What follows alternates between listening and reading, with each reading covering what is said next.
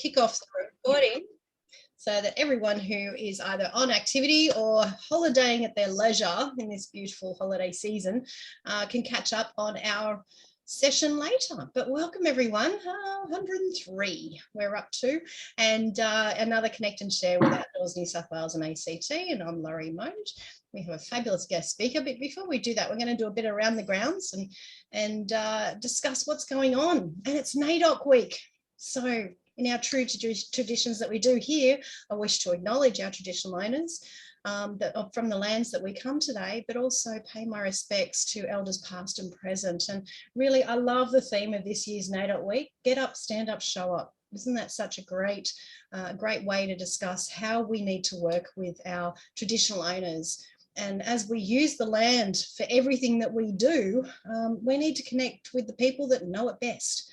So let us continue the work we're doing in this space. And again, let's pay our respects to what they've done for our land in the past and our future generations. There's a few need to knows from the industry right now, and I wanted to bring these to you. And the first one is to congratulate the new CEO of the Outdoor Education Group, Craig Richards, who starts on Monday. So we look forward to welcoming him. Hopefully we'll get him along to a Connect and Share to say hello.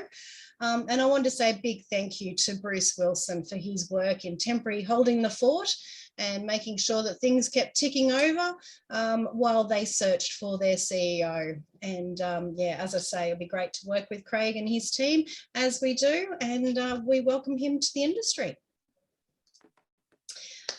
A quick apology. Your text messages last night was meant to come this morning. So our new SMS service had a bit of a few little bugs that we've got to sort out. But look, we've got this new message service available for our members, and we will be only using this at a time that there's some real key things that you should know about. So we won't spam you, but you are welcome to opt out of this service at any time just by replying stop to any of the text messages. And the system will tell me that you don't want them anymore, and it won't let me add you again. So just remember, if you do click stop, it will be for good, and we won't be able to text message you through that service after that point. But it is a great service that we can offer to remind you of some key things that might be coming up. Look, our thoughts are with all the flood victims at the moment. We were just discussing that prior to starting the recording.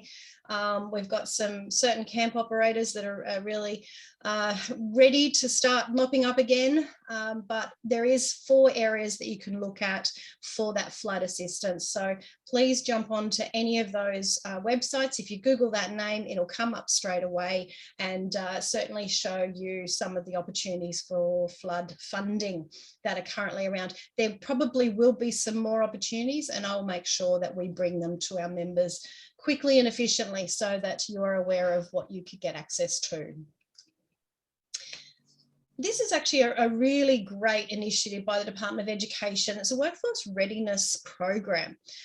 We actually are participating already at the Blue Mountains Career and Skills Expo, which Helen will be going up to on the 27th of July. But there is all of these other opportunities where your business, if you're an employing business, to talk with year 11s and 12s about the career options of traineeships in the outdoors. So I've certainly put them into our diaries to try to get to every single one of them. If you want to attend as an operator, as an employing business, please let us know, because we'll go in partnership there and showcase exactly. We'll be talking about the industry, and then we'll direct them straight to you as an employing body. So we can work together on these opportunities. It's only an hour and a half at each school, pretty much. So if there's one there that you could get to, make sure you put it in your diary and let us know, and we will make sure that we get you that opportunity to attend. This week, we kicked off the ACT Women in Outdoors mentoring program. So it was great to see a lot of women coming together, but also men supporting the program in being mentors themselves. And it was a really great session, just talking about what we've all learned over the years of our careers, but also just understanding what the program is all about. And now they're going to go away and work with their mentor and mentee. We've got some sessions coming up that will help educate in various areas to do with the outdoors. So another great program, and a big thanks to the ACT government for supporting that one. And that was the Department of Sport and Recreation. You might remember that we've got the changes that happened as of 1st of July. So if you haven't instigated in this business, in your business right now, please go and talk to your accountant and get this sorted. You have to comply with the new super regulations and also the minimum wage requirements. So please, if you're unsure, go see your accountant, but just a reminder that that's the case.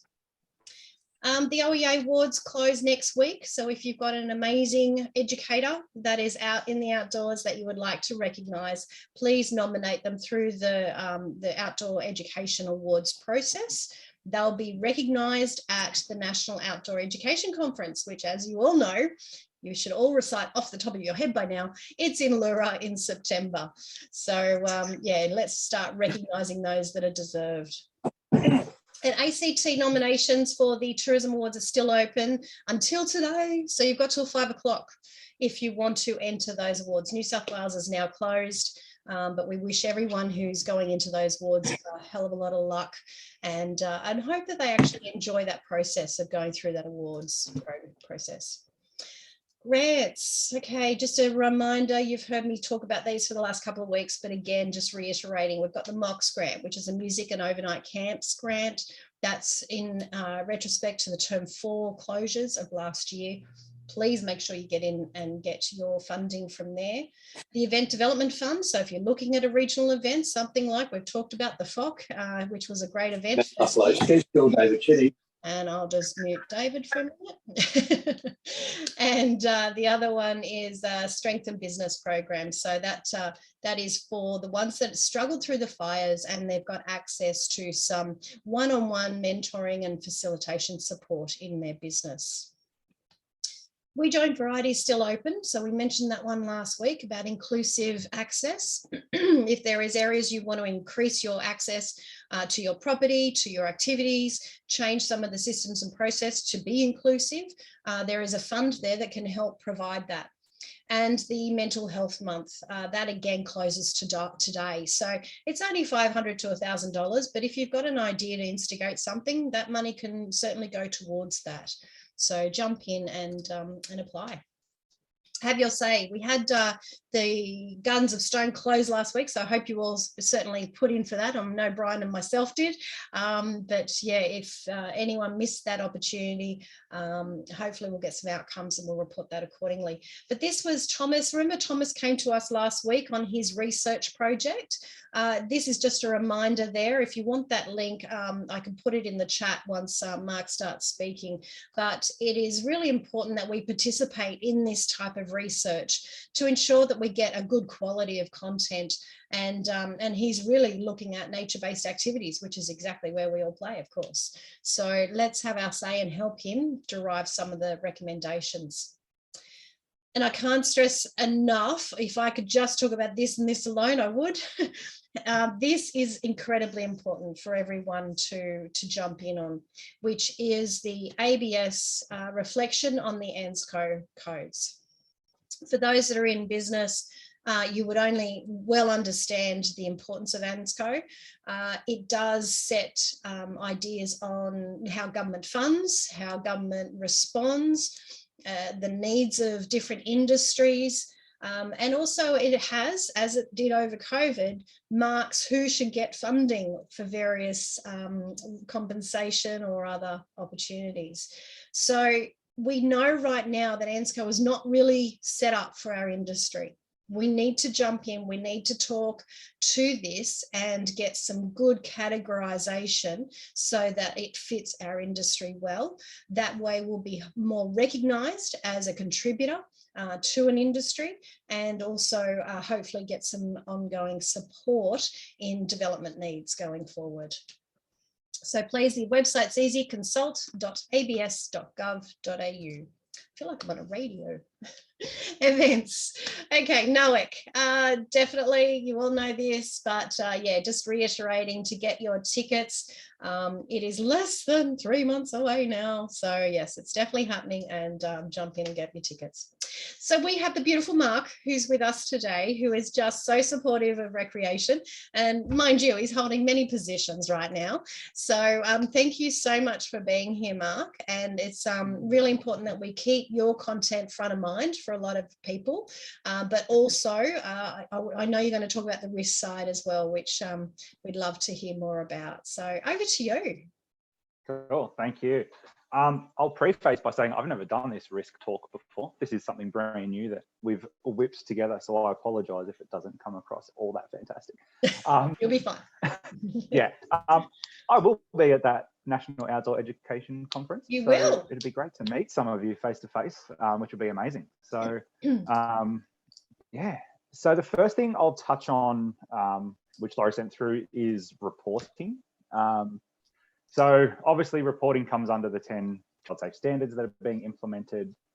Not everyone is captured as a mandatory reporter, but it's still really important that everyone has practices in place, because reporting isn't just to our reportable conduct team, it's also reporting it to the police. So it's making sure that you have those proper processes in place, a reporting plan, so children are comfortable to bring something forward to you, that parents, other staff members can bring forward any information, and you have a good process in place to do that and make sure it's actually done correctly.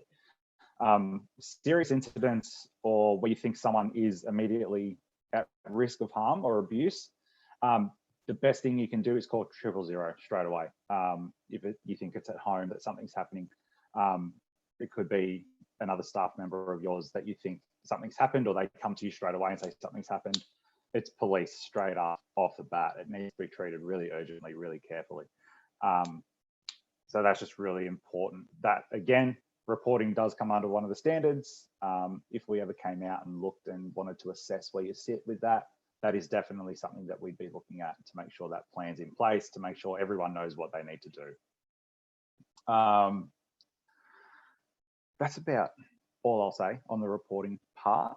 I'm sure you all have processes in place already. It's just something we like to reiterate because it is so important. It's making sure that everyone knows how to have a debrief on the situation, who they can and can't talk to about it, to make sure privacy is maintained, all those sorts of things. So I'm going to attempt to share my screen. Last time I did this, it did not go well. So let's give it a rest. Here to help. Thanks. So that's looking good. Can you see that? It's coming. There we go. It's beautiful. Yep. All right. Sweet. So I will do a very brief rundown of this. I won't go into too much detail. This is really made to be about a 2 to 3 hour presentation, where we go through action plans and all those sorts of things. So I'm just going to give it really brief, and then you can hammer me with any questions you've got at the end that I can answer. So we've recently developed the risk management guides and the child safe standards. We broke these into 2 components. The first one being responding to risk, and the second one being identifying risk. The reason we split it into 2 is because, in fairness, they are both absolute mammoth documents.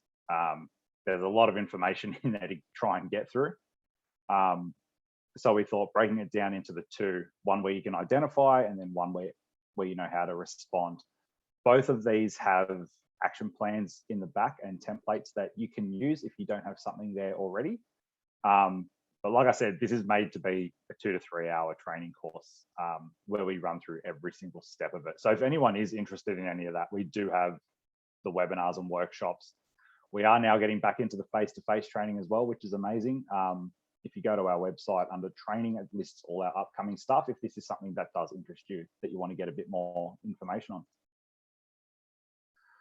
So when we talk about risk, there's 4 dimensions. There is situational, vulnerability, propensity, and organizational risks. So while we're talking about it in more of a response to the institutional child sexual abuse, this can be put forward for any kind of risk there is of harm to kids. So the first being situational, which arises from, it's more about an opportunity where a child's alone with an adult. This could be probably not so much in your space, but what we talk about a lot is online. So this comes down to a lot of, say, tutors, where they have that one-on-one capacity to then groom a child alone. But it could also happen in the outdoor space. We've got a child and an adult alone, out of line of sight. That's what we call the situational risk. It creates that opportunity to create an emotional closeness where there's no one else around to have those barriers. So the next one, sorry, I'm coming through it. It's also about those closed environments. So I'll throw it out there to open, anyone can jump in. Is there a lot of situations in outdoor rec where there would be the opportunity for that one-on-one, just a child and an adult alone out of sight with anyone, or would there always be someone else around? I've got a comment there. If you're in a camp like a Parks Victoria or Parks New South Wales camping area, right? Yep. A child might go to a toilet, yep, or a shower block, where there might be just another visitor or So sometimes schools manage that, or youth group or companies, but it is, you're bursting, you're young, you go to the toilet, you could quite easily be by yourself with somebody else. Yep. Okay. Jeffrey? So, oh, we can't hear you. Oh. Try that again. Yeah, that's it. Yep. As per Dan's comment, lots of opportunity for one-on-one. And I would say probably the one that I note the most is whether it's, commercial or volunteer, when you have either an incident or someone's not comfortable with an activity and they need some sort of support, and therefore one of the leaders will often sit to the side with them, offering that support. Now, ideally that's in line of sight, whole range of factors there, but there are situations. Dan, yes. Those situations are sometimes avoidable. So it's about just raising, making sure everyone knows best practice for behaviour if they are left one-on-one. It's trying to be around other people within line of sight. Again, I completely understand it's not always possible, but having those processes in place just so everyone understands how they should be behaving when it's one-on-one. Things which suggest, like previously mentioned, the child going to the bathroom, they're busting that by themselves. Something like that could be you create something where you make a buddy system where it has to be two children go. Obviously they could just wait outside the door while the other one goes to the bathroom. Don't expect them both to go in together. But those are just little things we discuss and say maybe to have a think about ways of mitigating that kind of risk, which again, not always easy, but that's where we just say it's like work together, put your thinking caps on. There could be ways that we can work through it. Yeah. Dan, did you want to add to that?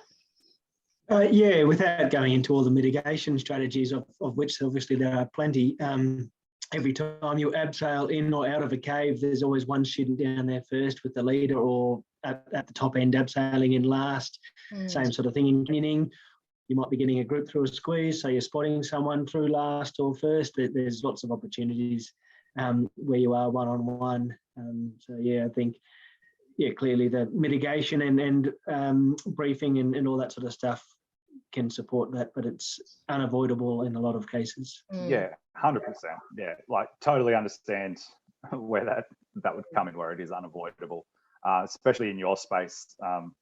Unfortunately, we understand that there isn't a blanket rule or process that's going to fit everyone across all the sectors. It's obviously going to be a lot more difficult for your space to avoid that one-on-one contact than it would be at a school or in a church or a sports club, something like that. Even sports clubs find it a lot easier because they're on a footy ground or something like that. So when we say all of this, I 100% understand where everyone comes from, where it is unavoidable. Okay.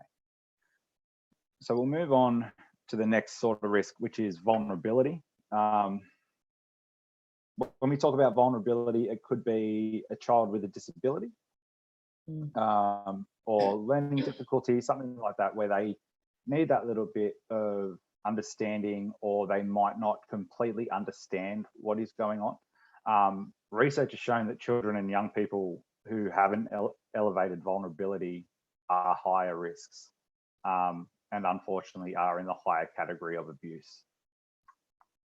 So there's also the young children, which is just the way, unfortunately, it is. They are vulnerable to any kind of abuse compared to, say, older high schooler kids. So it's those sorts of things we'd be trying to look at, like having a real focus on keeping them in a safe space. Sorry about my throat, it's on its way out. It's all right, we've all been there and come back. Yeah. Avoided it so far, so of course it's going to happen today. Exactly. Okay. The other one we look out for when we speak vulnerability, it could be a family breakdown, dysfunctional family, abuse at home, parents are getting divorced. That seems to always, not always, sorry, seems to sometimes escalate their risk as well. So it's understanding that background from kids, if they're acting differently, how to identify that change in behavior if you know them, or how to have that conversation to understand where they're coming from to mitigate that as well. And as it says there, a prior history of maltreatment. It creates a strong motivation for people not to come forward and explain anything. So the next one we look at is propensity. In simple terms, propensity risk comes from data that says who's more likely to fall within the categories that were determined, or opportunistic and situational offenders. Factors come into it of age, gender, the situation that you're put in, as we discussed previously about that one-on-one contact. Okay, so what we like to look at is what is culture. So it's about setting that culture of values within your organization. So the invisible ones, obviously fundamental and assumptions. The assumptions are the unfounded beliefs that you're safe, everyone knows what they're doing, no one in my organization would be a risk to children, basically. Next one, the way we do things around here. It's a lot of the time, if what we've seen is someone will come forward with a complaint, and it might not be about abuse, it could just be about the language used, or coaches, etc., who use sterner language, and the response is, oh, that's just the way we do things around here. So it's about setting that right culture that everybody knows how to talk to people of any age. And then the visible ones obviously are the environment, which we've already touched on with your canyoning or having to go to the bathroom alone. And then the behaviors of everyone within the organization to make sure those risks are avoided. Unfortunately, what we have seen previously, not in outdoor space, but in some organizations where it says there is a culture of not listening to and respecting the children. So children have come forward to try and make a complaint or raise any concerns that they have, and they're just not listened to, they're sent away, which is definitely not something we want to see, which is why it's a big part of the 10 standards that we really work on organizational culture as the first step of what we're trying to implement in this first 12 months. Again, those close-knit and long-standing relationships between adults.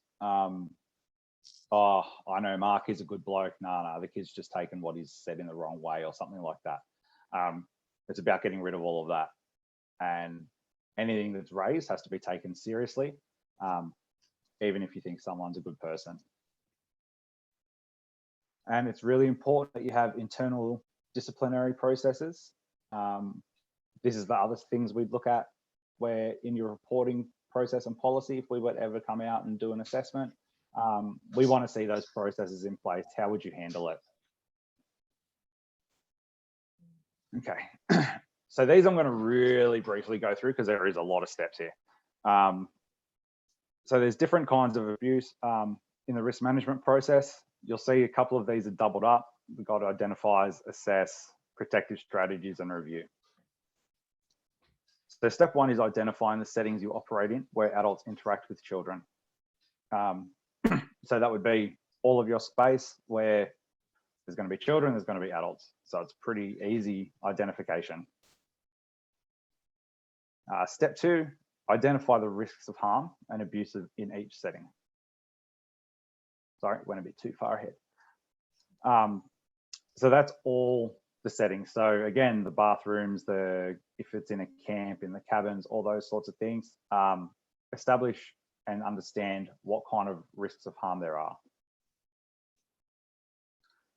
So the next steps are assess. So consider the likelihood of each risk occurring. It could be low, it could be high. It's very dependent on each individual situation, which is where when we do all of this, we understand that some policies can be written by a peak, for instance, if we're speaking with other, so if we've got, say I've done a lot of work with the Y, New South Wales.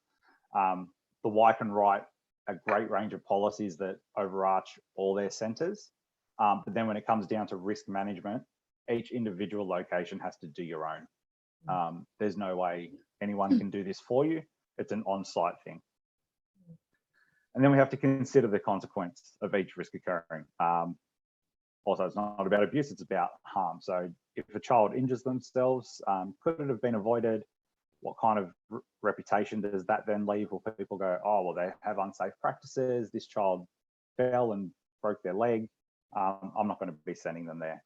Up to the higher consequence of, oh, a child was abused there, to media, all those sorts of things. So it's really about understanding the consequence. We have this little table here, helps you determine the risk level. This goes into more depth. This is all on our website. I don't expect you to go really in depth into any of this now, but it'll give you the low, the medium, the risk by going through the likelihood and the consequence of each individual situation that you come up with. I think, Mark, just on that, I mean, our guys are very familiar with that table because, you know, they do risk management every day, all day. It's really, for me, cementing that this needs to be totally integrated into everything that they do in that risk management process. Yeah, definitely. So then assess is calculate risk hierarchy. So what are your highest, what are your lowest, who's responsible for each area of risk? It's an overarching responsibility of every single staff member to mitigate risks, but then the higher up of management level it goes, what kind of responsibilities do they have day in, day out to manage all of that? Then step 6 is the protective strategies. So once you've identified your risks, you need to introduce suitable protective strategies for each risk. So how can they be minimized? How can you reduce the likelihood of them happening? All those sorts of things. So this is all part of a risk management plan. And lastly, review. Always review these processes. We tell people all the time when we're doing this, it's really important to review these. It could be every 6 months, every 12 months. If you think you've got a really good risk management plan in place and something does happen, you can go back and look at it and say, were there any gaps or was this just an unfortunate accident that was unavoidable? But it's really important that once this is in place, it's not just put somewhere and left there. It's a constant review to see if there's any areas of improvement. So these are the 2 risk resources I touched on, module 1, module 2. Again, there's a lot of webinars on this. We also have a new e-learning module coming out very soon. I'm not sure if anyone's done the first module that we created with Office of Sport. But the next one coming out in that, there's going to be 5 of those, but the next one is actually going to be on risk management solely alone. So it'll be about an hour e-learning, but it tells you how to write an action plan, what risks to look at, how to calculate them, all those sorts of things. I'll just put the link in the chat for you, Mark. Beautiful. Thank you very much. So again, it's important to understand you're not doing this alone. We don't expect you to do it alone. There's a lot of places you can go. So again, like I mentioned, the child safe sport e-learning that we created, which is on our website.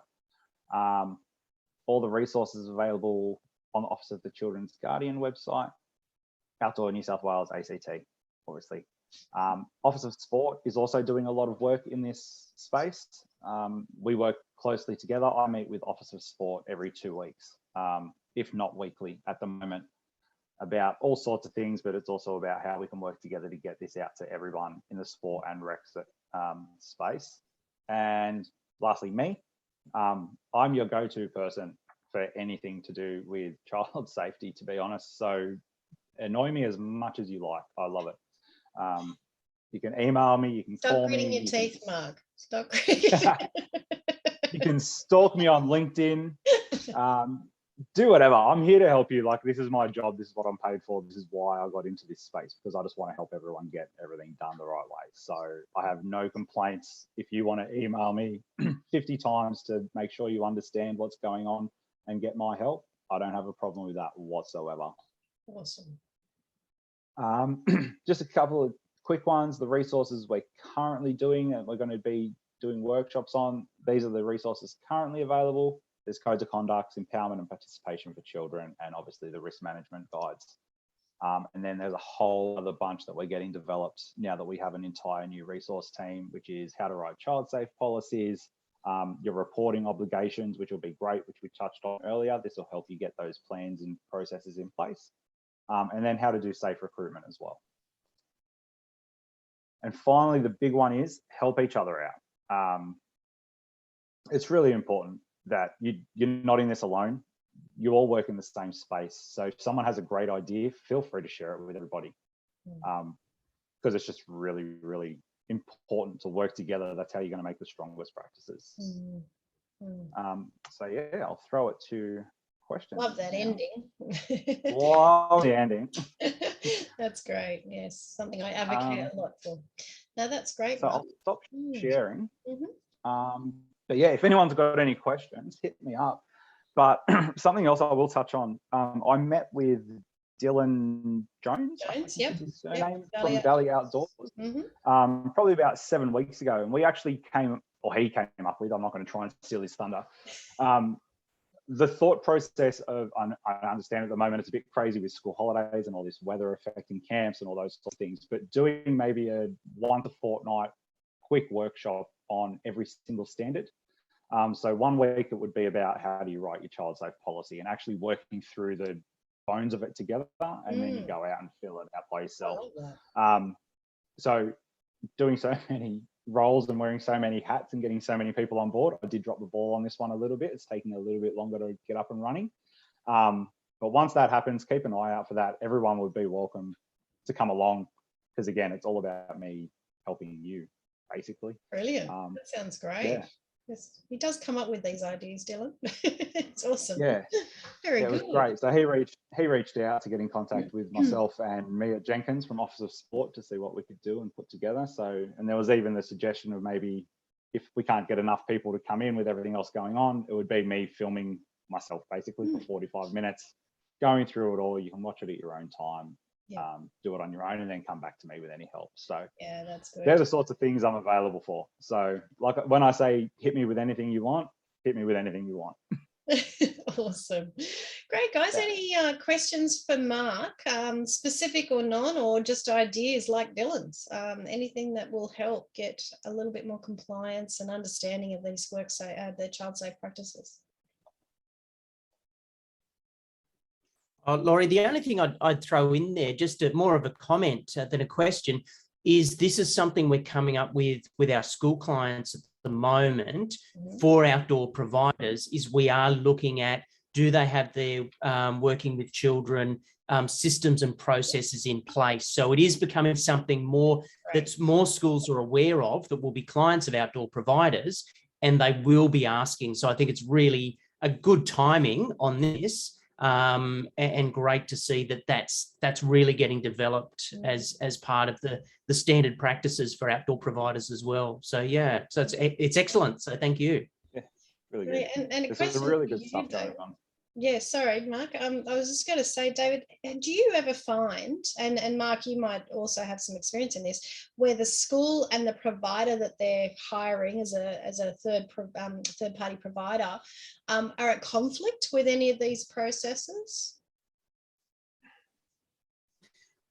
Yes, I won't go into any details, but yes, I have come across that, where the provider doesn't necessarily see this, and could be just a miscommunication, but the provider is not really up to standard, and so therefore the school has disengaged their involvement with that provider because of that very reason.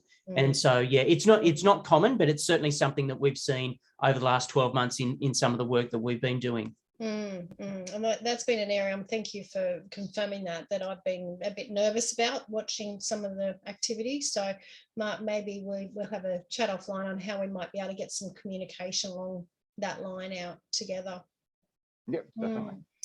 David, the other David one. Yeah, the senior David goes first always. Well, I say one because you're born first. Okay, all right. One of the problems that providers will have from time to time with school or other groups is where a school should be providing male and or female, or even just a teacher or in their duty of care, and it's an activity like, say, caving or abseiling, and the teacher turns up and says, "I can't do this, I won't fit, or I'm unfit." In other words, they're nervous. Yep. And then you're up to actually running the activity, either cancelling the activity or running without the right level of parental supervision. It happens all the time. Yeah, Dave, you're spot on, because bike riding is another example, and I dealt with this with my staff over many years, and it was a massive frustration. You'd bring it up at the safety briefing and say, right, if there is anyone who's not feeling comfortable with these specific activities, let us know. And of course, they don't let us know until the day of, and they say, I can't ride a bike. And you end up in that situation. And I do feel for providers for that very reason. How do you work with a school that's not doing the thing that you've asked them to do? Yeah, really good point. Yeah, just on a thing there, it's probably something we need to be better at our dealing with our customers earlier, with the principals in the case of schools, but as the teaching profession becomes older and less fit, there are not a lot of young people coming in. That's one of the reasons that teachers are reluctant to do stuff. The OEG and big operators actually often work with a school and provide the parental care people as well as the leaders. And there's no teachers at all. And that's in some sort of an arrangement with the school. But smaller operators are unable to do that. It doesn't work well with state schools. It'll work with a private school. So Mark, maybe there's something that we can look at, some proactive comms on that. But Brad, I know you've just unmuted. I have found the way to get around a lot of that is getting it to the teachers right at the start. When you're doing your initial briefing when they arrive at camp, you can do things beforehand. But when you bring it up right at camp and you explain to them, they actually have the duty of care, whilst we have an assumed duty of care due to obviously some of the activities we run. At the end of the day, sorry about that, it's obviously they're the ones that if something goes wrong, it goes on them first. So that's one way of saying that's why we need a teacher on each activity. But also then throw it up to them. So you might have things like canoeing was one area where, like you said, some teachers suddenly decide they get to the edge of the water and then go, oh, I don't really want to go out in the water. Well, that can be solved earlier on by explaining it. Look, if anyone doesn't want to, chat amongst yourselves and organise it. Someone's going to have to go on the water, and the teachers might then switch groups when it comes to that activity. Yeah. Yeah, no, that's great. So yeah, just getting on the front foot with it, and so it's not a problem to the instructor that's not as good at handling it, and it's, you know, that it shouldn't be their responsibility. It should be solved by management essentially before it even gets to that point. Yeah, yeah, brilliant. Awesome. Any other comment on that or any other questions? Dan, you noted about the public schools. Yeah, they've got a lot more strain on their processes. In some regards, we do. We have in the ACT a minimum of one teacher per class group as per the class size policy. So those numbers change slightly between primary schools and high schools and year 11s and 12s. But it's not as prescriptive that they have to be out on the water or on the activity. We can have qualified leaders or accompanying adults to sort of do that. So there's pros and cons, but yeah, unfortunately we can't, like David mentioned, can't use external providers to sort of abrogate our duty of care or take over from it, and not have teachers on the excursions at all. So literally they're signing by going on that excursion that they will have to participate in everything. They have to be in proximity. Like I would say they could sit on the bank and watch a canoeing session in some sort of proximity. You know, that they, and obviously if it's a expedition style that they couldn't do that, but yeah, they've got to be there. Awesome. Okay. Wonderful. Mark, yeah, thank you. Yeah, just drop to my email if anyone wants a chat offline or any help in any way in the future. Like I said, reach out. No question is too big or too small. And if I can't get you an answer, I will find someone who can. Yeah, that's great. And Mark, just on the timing, because we all know that this was legislated earlier this year that everyone needed to comply. And I understand, you know, the support that you're giving is amazing because it's helping people get set up before they come and checked, so to speak. Yeah, what is the sort of timing that you're asking people to really get their gear together? Yeah, so it came in on the 1st of February. We've said at minimum 12 months for people to get processes in place. After 12 months, there will be a compliance aspect to it where our compliance team will take over. In fairness, that hasn't even really been put in place yet or thoroughly discussed. I can't see us coming out and going, oh, well, you don't have this policy, here's $1,000 fine, like we do with the Working with Children check. Yeah. It will still, my role is not going anywhere. So it's all about education. I think compliance action would be taken on more of those people who just don't care, who are brushing us, who are just like, I don't have time for this. It's not that important. All those sorts of things. That's where compliance would come in. So we've said 12 months to get up and running. In fairness, beyond that, still, it'll be about helping you out. We've got our assessment program, I think, which I've raised before, which we can actually come out and meet with you, and we run through your policies, your procedures. We give you a report at the end, or a few weeks afterwards. We write it up about areas we think could be improved, areas you're doing really well in. And again, through that process, it's still me then coming back and helping you. We can review policies or codes of conduct, anything like that, if you want us to read over it with a fresh set of eyes. They're the sorts of things we still do. So we've said 12 months, but the first 12 months is a real focus on the leadership and culture aspect of it, which is where we're putting our main focus. So then the following 12 months is about children and families and getting their inclusion and input and all those sorts of things. So I wouldn't stress too much about firm deadlines. Get onto it. Obviously, we want it in place. So you're doing the right thing, and then we're keeping kids safe. Obviously, it's important, but we also don't think that you have to have this done overnight. It is a big process. Yeah. It's not like when we bought in a Working with Children check and it was easy, just go out, apply, go to Service New South Wales, come in, log on, verify, done. This is a big process, especially if you don't have some of these things in place. So Again, don't stress on a timeline. You've got till at least the 1st of February next year to have these in place. So, but again, I will just continually reiterate this. I am here to help you. So any questions, anything you want help with in writing a policy or a code of conduct, or if you want reference to any good ones that are already out there, you don't have to reinvent the wheel. In fairness, you take something that's already done and apply it to your space and your organization, and just do it that way. That's the easiest way. Yeah. So, yeah. No, that's great. Thank you so much, Mark, for your support for your industry and sector, and everyone here. And yeah, it's just great to have you available. Yeah, no, that's great. Amazing. Okay, great. Well, feel free to stick around. We've got a few other topics we wanted to cover today. But first of all, I'll hang around and listen. That'd be great. No, awesome. Brian, do you want to mention the work that MCC is doing with the e-petition?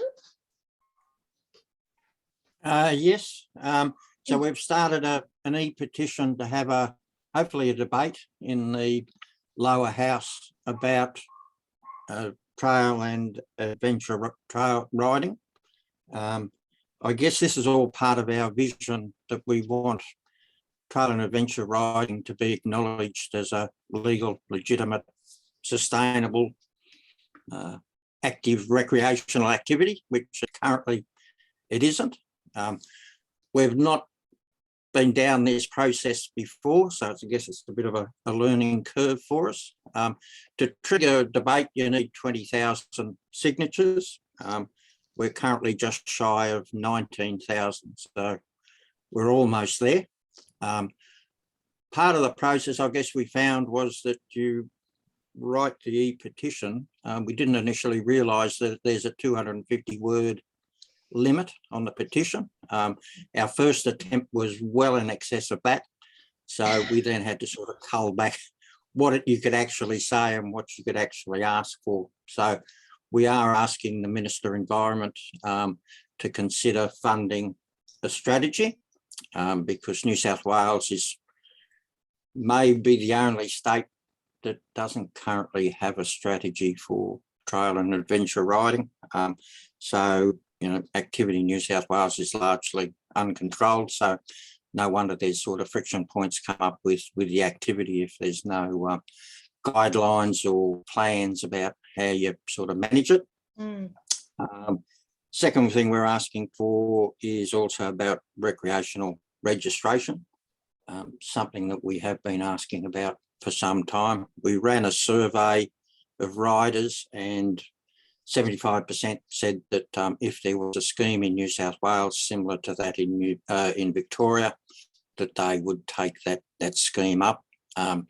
41,000 bikes rec rego in Victoria, so there's certainly a need for it.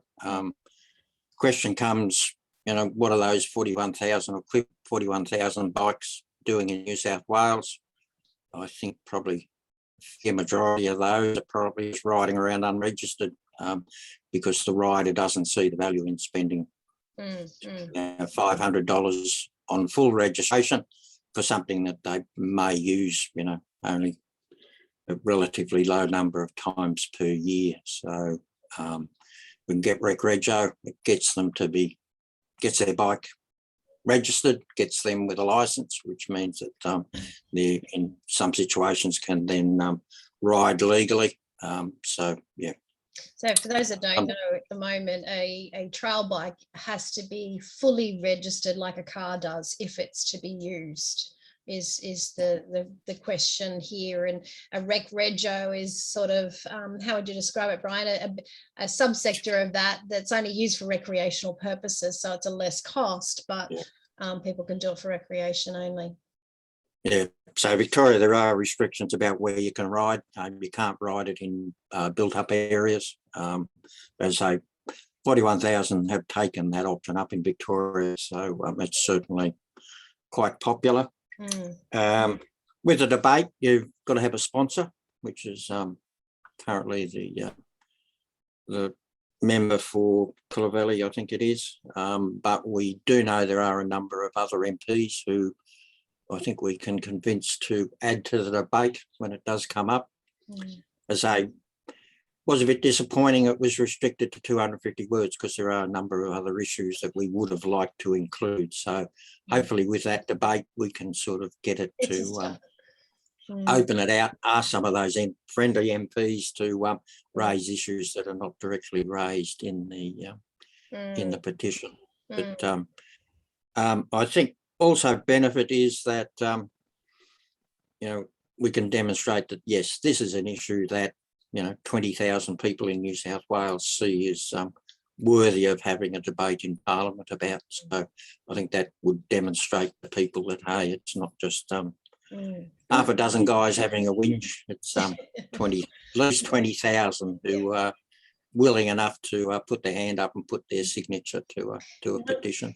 One of the interesting anomalies that I was surprised to find out when we started with the trail bike subcommittee was, if a trail bike is registered, it can legally go on any declared road. And that includes national parks roads, but national parks don't endorse single track riding. But if it's a legitimate road, technically, legally, they can ride on it. So there's this, you can see this grey area in our legislation right across New South Wales on trail bikes. So hopefully this is a start to getting a really great conversation going. Yeah. They certainly, national parks don't see single track as being policy, but some of those single tracks have formed because, trail management trails or fire trails have been left. They've overgrown, they're probably still legally a road. So there are single tracks that are legal by virtue of the fact that they are or have been recognised as a form road or as a gazetted road, but have not been used for that purpose and are allowed to overgrow. Yes, thank you, Brian. So yeah, I've put the link into the chat if you want to add your name to that list. I certainly have on behalf of Outdoors New South Wales and ACT and circulated it through our trail bike newsletter, which we have through our organisation. And I've also dropped in there what the petition's asking for. So if you want some background information. Thank you very much, Brian. I guess I'll just add one other interesting thing was that I guess a lot of these groups are what we call social media groups. They only meet sort of on social media. They're what we call ride groups. But in the process of encouraging people to sign, I think we've sort of connected a lot of those up so that they do know we're out there trying to do something on their behalf. But also I think within those networks, because we were finding that, we were approaching groups that had already heard about it already from some other source. So there is a network, an unofficial network out there that, riders can be members of several groups. And that way that sort of network works that while it's unofficial, at least we can make contact with quite a number of riders. Exactly, a great example of how Mark ended his presentation. It's all about collaboration and joint voice. So sharing is caring, and yeah, that's awesome.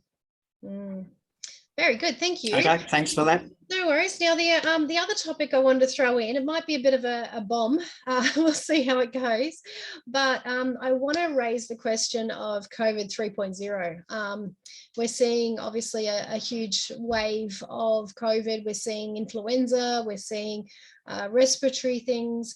I want to get people's thoughts and understanding of what's being discussed on the ground. Is there caution? Is there any discussion around potentially scaling back camps, God forbid, but yeah, I need to understand. I'd love to just throw it amongst ourselves and find out, what we should be doing now. Dave? In Victoria, some types of employees, casual employees, now have access to sick leave.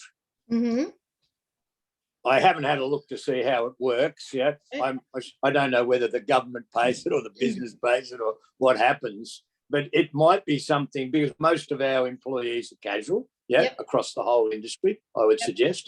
We don't have those statistics, but I think a good proportion. That could be something that we need to talk to governments about, because, and of course, how does it work? But that could be a way, because when someone's sick, in the future, they won't be able to come to work. Whereas in the past, it would have been, yeah, suck it up, princess, and we all catch a cold. That's not going to happen in the future. So how do we manage that loss of work? Yeah, that's one method anyway. Okay. Ideas on that? Or I other? think it's just a matter of maybe not on that suck it up, princess, Dave, but realistically, I think it's going back to the government basically said, "Oh, let's forget about all restrictions and let's forget all about that."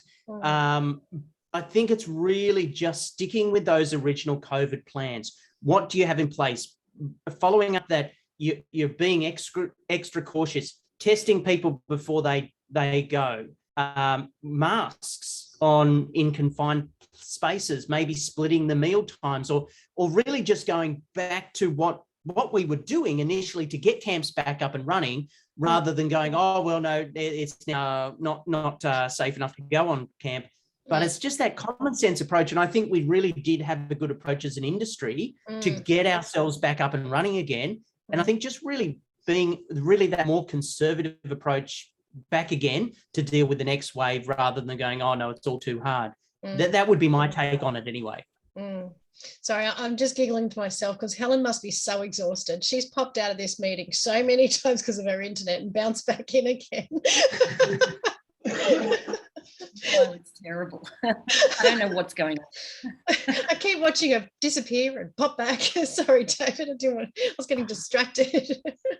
Yeah, but no, so true, Dave. And I think, there's a big issue in the fact that we probably let a lot of our COVID plans relax over the course of everything starting to relax. So we should relax. Yeah, so you're probably dead right. Dan, you had a comment?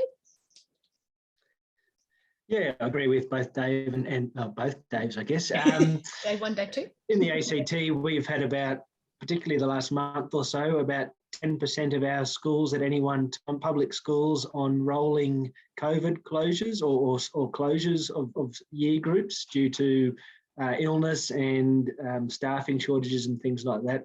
And the implications of that have been that those schools have not wanted to, or have cancelled all excursions, as they're not wanting to be seen to be having excursions when they sort of can't get the doors of the school open. And I guess the compound of that is that sort of impacts on teacher efficacy or confidence to sort of go try and plan an excursion, be it a day trip or overnight or a whole year group type camp, when they're not confident that they'll be able to do it due to a number of reasons.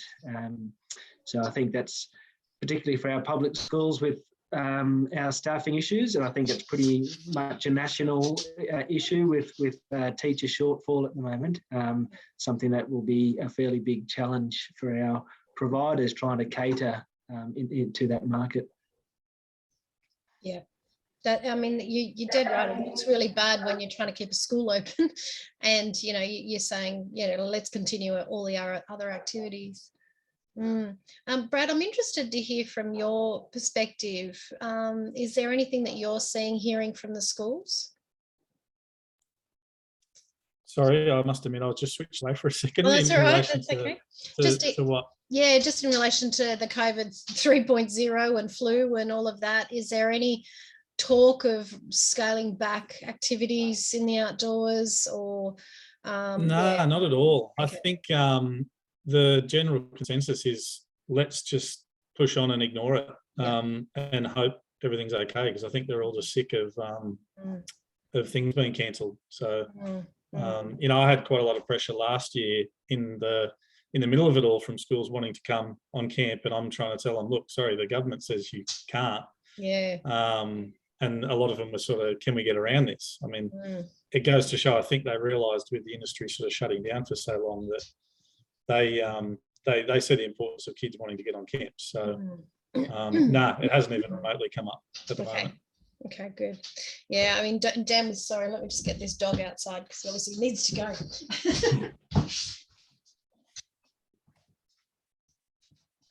Yeah, so I can just see the reality of the cost of everything increasing to cover all those contingencies over time. That's definitely been the hardest. The hardest one from our side is, even in the small framework I'm dealing with starting up, it's the staffing costs and the staffing changes that you've got to be aware for it and make when a couple of staff suddenly pull out last minute because of because of COVID. And the teachers, that is one area the teachers are commenting on of what is their responsibilities if they suddenly end up short in numbers as well, which I guess comes back on what we talked about before about that duty of care and having teachers present in activities. Yeah, exactly. Great. Well, on that note, it's gone 11. I'm happy to continue the conversation, but I might sort of cease the recording, particularly.